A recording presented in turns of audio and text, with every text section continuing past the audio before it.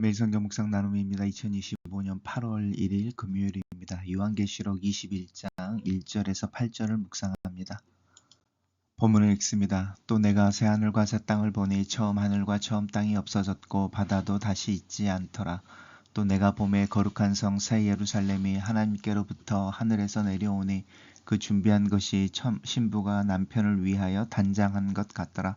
내가 들으니 보좌에서 큰 음성이 나서 이르되 보라 하나님의 장막이 사람들과 함께 있음에 하나님이 그들과 함께 계시리니 그들은 하나님의 백성이 되고 하나님은 친히 그들과 함께 계셔서 모든 눈물을 그 눈에서 닦아주시니 다시는 사망이 없고 애통하는 것이나 곡하는 것이나 아픈 것이 다시 있지 아니하리니 처음 것들이 다 지나갔음이러라.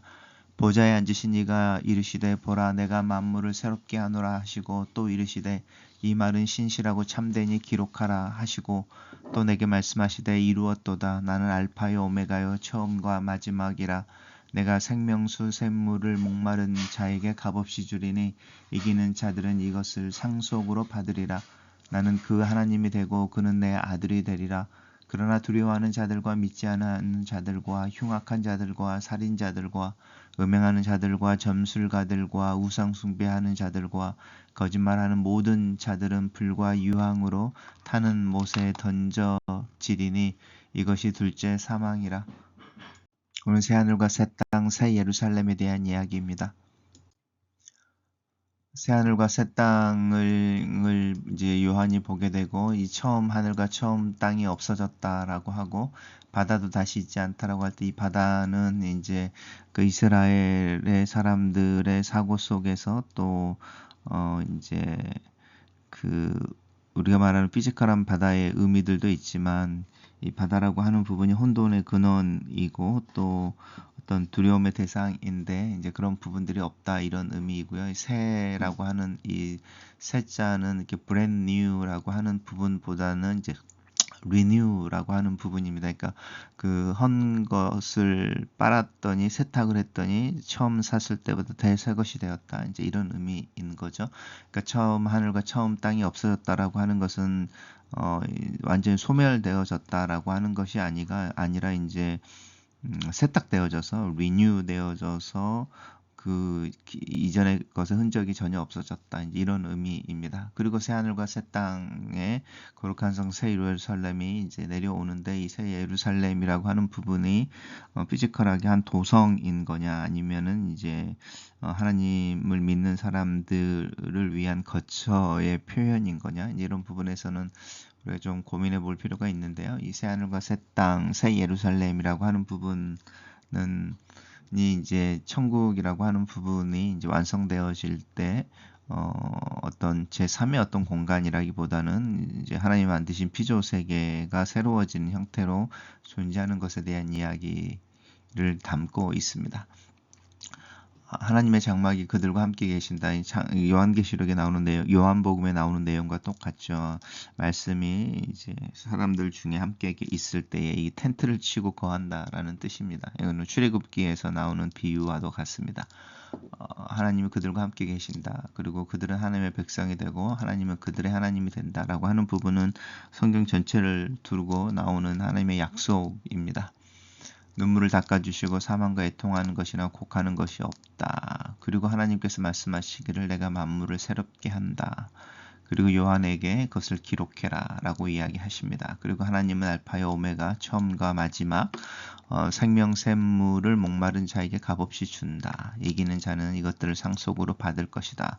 나는 그의 하나님 되고 그는 나의 아들이 되리라 라고 하는 것은 요한계시록을 읽고 신앙의 어려움이나 고난 가운데서 이제 이기고 견뎌내는 이들을 향한 격려의 말씀이라고 할 수 있습니다. 단락을 요약해 보겠습니다.